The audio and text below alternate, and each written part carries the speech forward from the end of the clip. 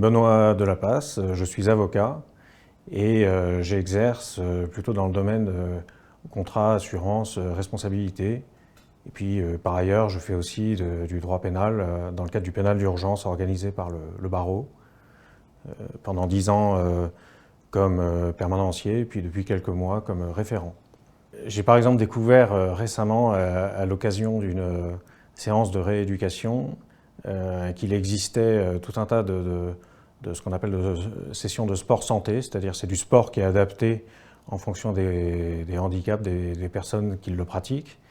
Et on m'a permis de découvrir que l'activité de la boxe pouvait être adaptée justement à mon handicap. Alors ce que je préfère et de très loin, c'est la stratégie, déterminer la stratégie la plus adaptée au client qui vient nous voir avec des questions et des problématiques qui sont parfois, on va dire, très complexes, et de rattacher tout ça à des choses qu'on sait faire, à des objectifs qu'on a déterminés avec lui, et de correspondre le mieux possible à ses attentes.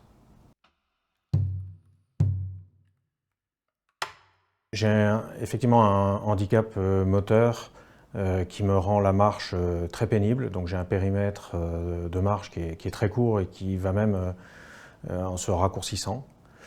Et donc ça me complique évidemment, on va dire, les déplacements dans les tribunaux et les cours d'appel. Et puis ça me complique d'une manière générale tous les déplacements, que ce soit pour aller en clientèle ou que ce soit pour aller en expertise. Un avocat n'est pas censé montrer qu'il a des difficultés, donc évidemment ce sont des choses que je garde pour moi. Néanmoins, au fond de moi, je sais bien que selon les problèmes qu'on va me poser, je vais avoir des difficultés, soit dans le déplacement. Si j'ai pris l'exemple de l'expertise, si on va expertiser un bâtiment en construction, moi je sais que j'aurai des difficultés de marche à l'intérieur, il va manquer des escaliers, il va manquer tout un tas de finitions qui vont me rendre l'expertise encore plus compliquée qu'elle ne l'est déjà. Et pour moi, ça va être difficile d'expliquer aux clients qu'il y a des choses que je ne vais pas pouvoir faire, ou en tout cas je vais devoir m'adjoindre les services de quelqu'un pour réussir la mission qu'on a déterminée ensemble.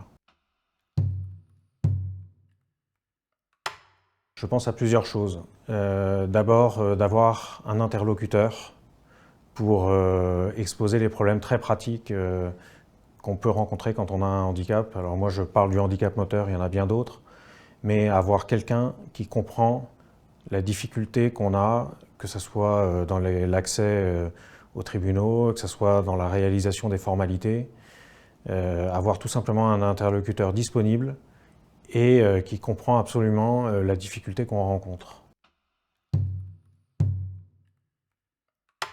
La réponse est difficile, parce que le métier lui-même est difficile, et donc il a pu m'arriver parfois plusieurs fois par jour de me dire « mais non, mais je vais pas pouvoir continuer, c'est trop dur, je ne sais pas combien de temps je vais tenir comme ça ». Mais au fond de moi, je sais que ce métier, je l'aime.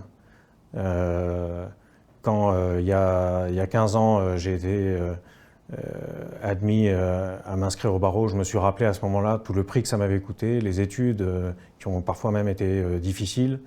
Il a fallu à l'époque qu'il y ait des gens qui croient en moi et que je crois en moi.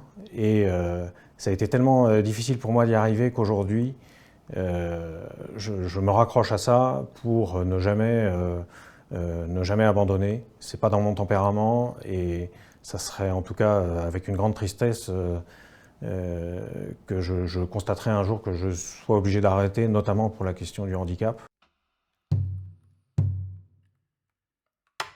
Il se trouve que je suis en pleine évolution du mode d'exercice, puisque je suis en train de me former à la médiation pour devenir médiateur. C'est une évolution, on va dire, qui est commune dans la façon de gérer les conflits aujourd'hui. Et j'ai saisi cette occasion parce que je pense que la médiation me permettra de gérer un peu mieux toutes les contraintes liées à mon handicap. Ce n'est pas la seule raison pour laquelle je fais ça, évidemment, mais en tout cas, ça me donnera plus de sérénité sur l'exercice de la profession.